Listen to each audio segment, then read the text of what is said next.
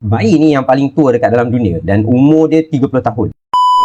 Thaddeus Daniel Pierce sebenarnya patut lahir pada tahun 1994, tapi 30 tahun selepas tu, pada tahun 2025 ni, baru dia lahir. Kenapa? Benda ni terjadi apabila beberapa Daniel Pierce ni cuba nak dapatkan anak, tapi tak dapat-dapat, dan mereka cuba dapatkan pertolongan di pusat kesuburan. Dan di situ mereka lakukan IVF ataupun in vitro fertilization, sejenis prosedur yang mensenyawakan embrio di luar daripada rahim ibu. IVF merupakan satu prosedur yang agak tinggi kos dia. Jadi untuk meningkatkan kejayaan prosedur ini, mereka akan menghasilkan beberapa embrio di mana sperma akan disenyawakan dengan ovum melalui prosedur yang sangat teratur. Kemudian mereka akan tanam embrio dalam rahim ibu. Tapi ibu Daniel Pierce sudah pun mengandung melalui salah satu embrio yang telah disenyawakan ini. Jadi embrio yang sepatutnya jadi Thaddeus Daniel Pierce ini dibekukan selama 30 tahun dalam pusat kesuburan tersebut. Tahun ini barulah embrionya dipilih untuk salah satu program yang kita kata program embrio angkat lah. Embrionya diambil dan ditanam dalam seorang ibu angkat. Kemudian di situlah dia lahir. Bayangkan sebelum dia lahir, Thaddeus Daniel Pierce berada dalam satu dunia, di antara dunia hidup dan dunia separuh hidup, di mana yang hanya ada pada beliau selama 30 tahun cumalah resepi untuk menghasilkan badan dia, tapi dia tak boleh manifestasikan tubuh dia sampailah arahan untuk buat badannya ini diaktifkan semula setelah 3 dekad.